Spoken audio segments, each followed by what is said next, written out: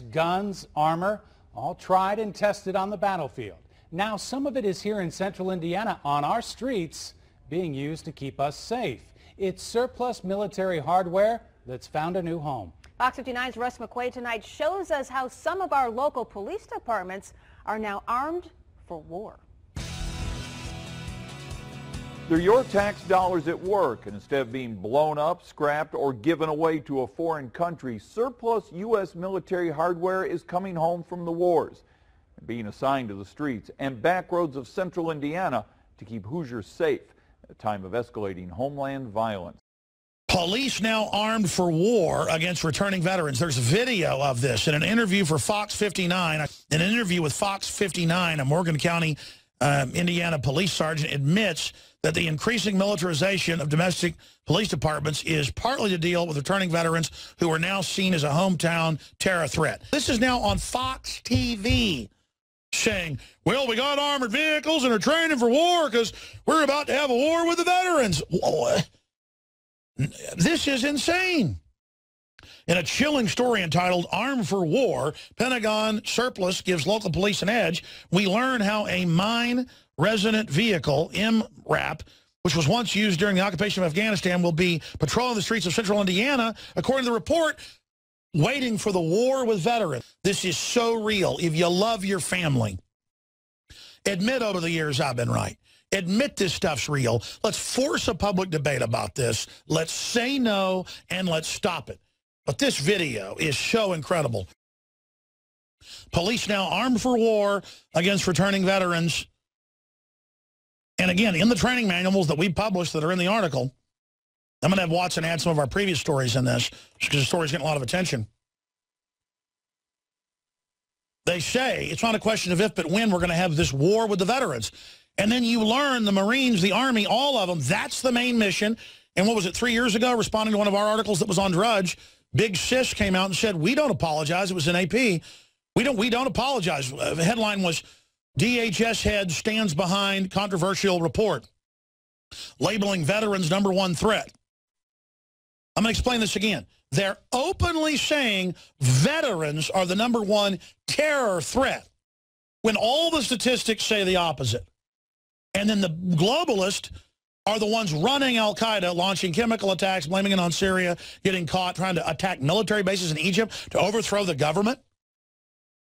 Our government is so criminal, folks, it publicly funds al-Qaeda now, like you're so stupid you won't figure that out. Well, you know what? Litmus test. Ted Cruz, Rand Paul both get up and say, our government runs al-Qaeda now. It's evil. We shouldn't be part of it. What happens? They can't launch the full attack. They have to back off because they told the truth. All you do is, did Ted Cruz and Rand Paul get discredited for saying our government runs al-Qaeda? No, they got carried on people's shoulders because the military already knew it and didn't want to be part of it. That sounds crazy that our government runs al-Qaeda, but it's true. Well, it's kind of like, well, our government just runs al-Qaeda. Or, oh, they just found dead bodies in Bob's backyard. Yes, it's crazy, but it's going on. So let's go ahead and play the head of the SWAT team in Morgan County, Indiana, Sergeant Dan Downing,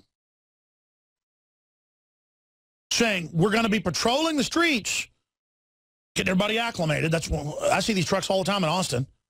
DHS has them. Once it patrolled Afghanistan. Now it's an armored SWAT vehicle with windshields that can take a direct hit from a .50 caliber weapon, a gun turret up top, and the armor to protect at least a half-dozen cops inside. When I first started, we really didn't have the violence that we see today. The weaponry is totally different now than it was in the beginning of my career. Plus, you have a lot of people that are coming out of the military that have the ability and the knowledge to build IEDs and to defeat law enforcement techniques. You know, to Arte Acevedo's credit, he says Austin doesn't need any of those. Well, you've got some other smaller ones. But DHS has got them here in town. I see them driving around. Those are meant to go to your house and burn your house down.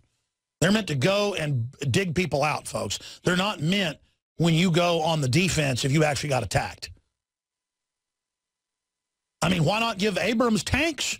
You know, the military knows how to drive one, while a bunch of veterans can go to an armory and take it over and get tanks. We better get rid of the armories. See, they're saying we can't trust each other.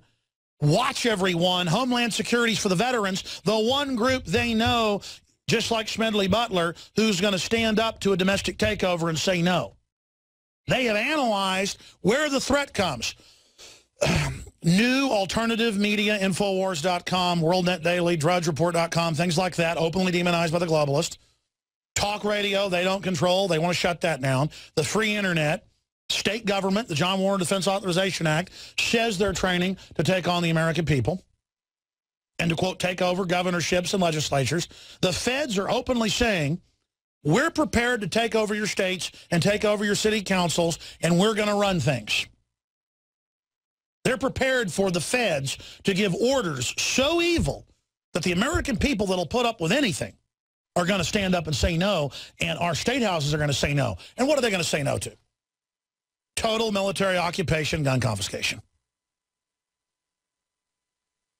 They know there's already county commissioners and mayors in multiple places in, what was it, in Lubbock last year?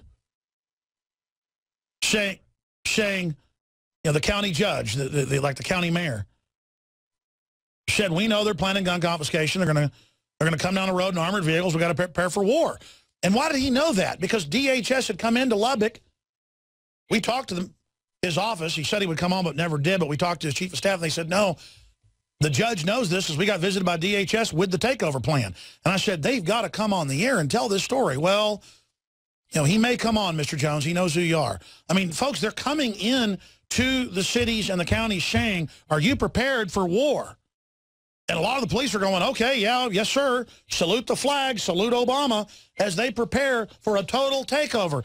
Do you understand what's happening here? Treason. State officials say last year they got $14 million worth of free Pentagon hardware and materiel and guns that local law enforcement agencies could never afford. It is definitely eye-opening. You know, since 1990, when this program started, more than $4 billion worth of military-grade equipment has been sent to local police departments.